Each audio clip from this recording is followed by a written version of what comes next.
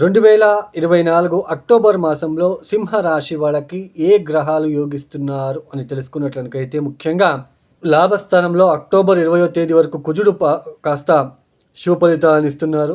గురువుగారు అక్టోబర్ 9వ తేదీ తర్వాత వక్రించి ఆయన కూడా కాస్త శుభ ఫలితాంశాలు ఇస్తున్నారు. సప్తమ స్థానంలో వక్రించిన శని శుభ ఫలితాలను ఇస్తున్నారు.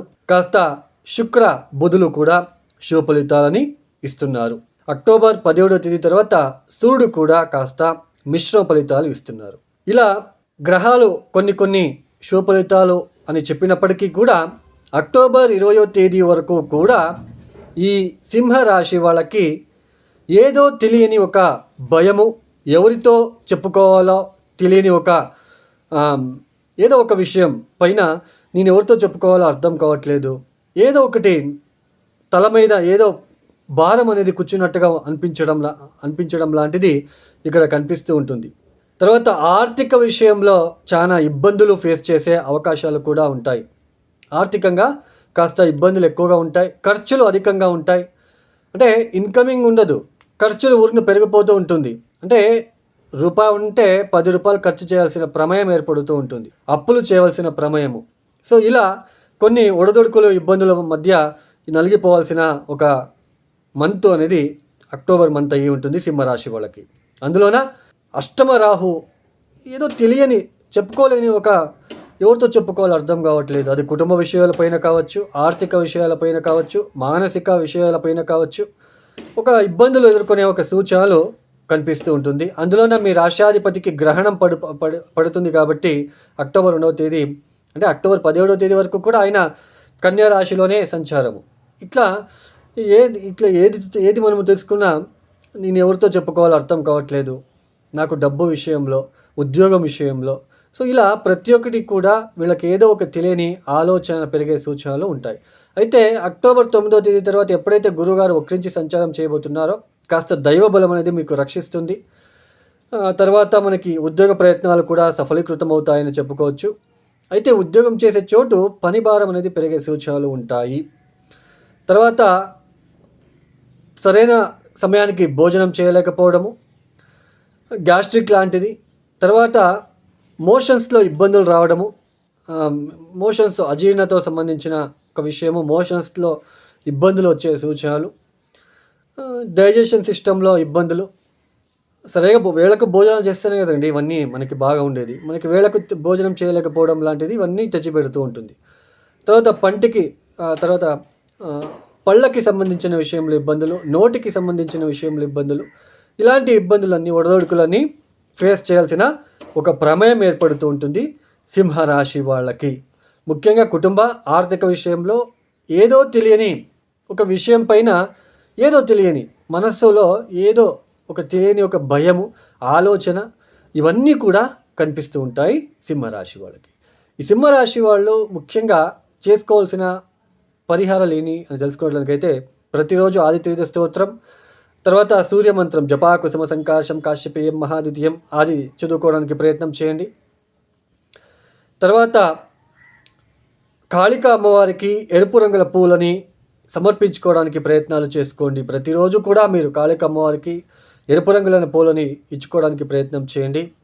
వీలైనంత వరకు శివ పంచాక్షరి మంత్రం లేదా మహామృత్యుంజయ మంత్రాన్ని చదువుకోవడానికి ప్రయత్నం చేయండి. ఈ ఒక వీడియో మీకు నచ్చితే లైక్ చేయండి, షేర్ చేయండి, సబ్స్క్రైబ్ చేసుకోండి. సర్వే జనో సుఖినో భవంతు. ధన్యవాదములు. చూడండి, అందరూ కూడా రాశి ఫలితాలు అనే వెళ్తున్నారు తప్ప యాక్చువల్లీ ఇక్కడ ఏంటి అంటే ముఖ్యంగా లగ్న కుండలి చాలా ఇంపార్టెంట్ అండి. రాశి ఫలితాలు అనేవి చంద్రాత్ మనం చూసుకుంటాం. ఇది గోచారంలో గ్రహాలు అనేది ట్రాన్సిషన్ అవుతూ ఉంటుంది. ఒక ఇంటి నుంచి అంటే ఒక రాశి నుంచి ఇంకొక రాశికి మారుతూ ఉంటారు. ఇలా మారేటప్పుడు ఈ మాస ఫలితాలు మనం చూసుకుంటాము.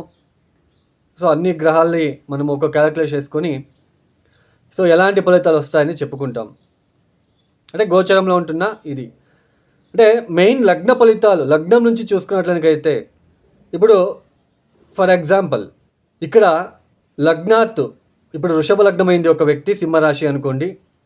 గో గోచరంలో గురువు లాభస్థానంలో అంటే మీనరాశిలో సంచారం చేస్తున్నాడు అనుకోండి. అదే వృషభ లగ్నం నుంచి లాభస్థానం అవుతుంది. రాశి నుంచి అష్టమ స్థానం అవుతుంది. అంటే ఇక్కడ మనము ఇలా చూసుకునేటప్పుడు దశాభుక్తి చూసుకోండి అట్లే. దశాభుక్తి ఏది జరుగుతుంది?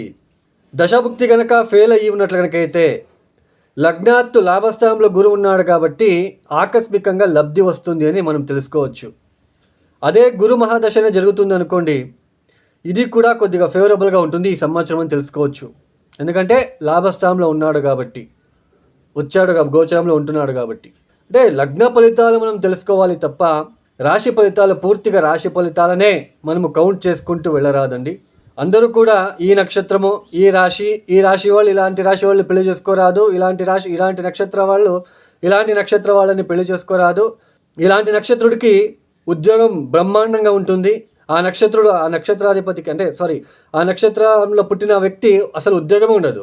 ఇక్కడ చూస్తే ఈ నక్షత్రాలు పుట్టిన వాళ్ళు పెద్దగా ఉద్యోగంలో రాణిస్తారని ఉంటుంది. బట్ ఇక్కడ ఎందుకు లగ్నాత్ దశమస్థానాధిపతి గనక బలహీనపడి ఉంటే అది ఏ రాశి అయినా ఏ నక్షత్రమైనా వాడు ఉద్యోగంలో ఇబ్బంది పడక తప్పదు. దశమాధిపతి చాలా ఇంపార్టెంట్ అండి. ఇవన్నీ తెలుసుకోకుండా చాలామంది మీరు రాశి నక్షత్రం అని చెప్పుకుంటూ వాళ్ళు వెళ్ళడము, మీరు వినడము.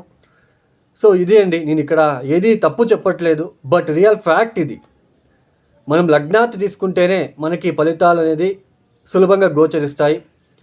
ఇప్పుడు మగా నక్షత్ర జాతకుడికి ఉద్యోగంలో ఇబ్బందులే ఉండవు, పైకి ఎదిగిపోతాడు అని ఉంటుంది.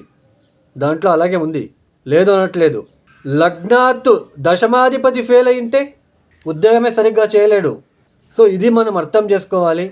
అప్పుడు ఏమనుకుంటాడు ఆ వ్యక్తి, మగ నక్షత్రం వాడు పైకి పోతాడని చెప్పాడు, ఇక్కడ చూస్తే నాకు ఉద్యోగం లేదు, అయితే జ్యోతిషం అబద్ధము. సో ఇలా చాలామంది ఎందుకు ఇక్కడ అయిపోతుంది అంటే రాశి ఫలితాలు ఈ నక్షత్రం వాడు ఎదుగుతాడు, ఈ నక్షత్రం వాళ్ళు సినిమా ఫీల్డ్లో ఎదుగుతాడు. అసలు సినిమా ఫీల్డ్లో ఎదగాలంటే మీకు జాతకం ముఖ్యం. జాతకంలో ఉంటున్న గ్రహస్థితి, శుక్రుడు ఎక్కడున్నాడు, రాహు ఎక్కడున్నాడు, నవమాధిపతి ఎక్కడున్నాడు, దశమాధిపతి ఎక్కడున్నాడు, ఇవి ఇంపార్టెంట్ ఇవి.